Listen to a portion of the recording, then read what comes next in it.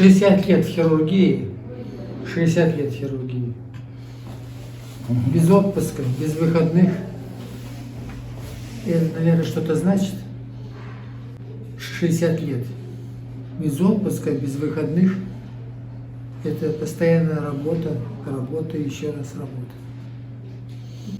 Но бывает и больных, так, человек, наверное, и 20, и 30 больных бывает. Так что трудно сказать. Выходных нет. Ни выходных, ни праздников не бывает. А потому что такая работа. Работа с больными. Поэтому надо постоянно находиться среди больных.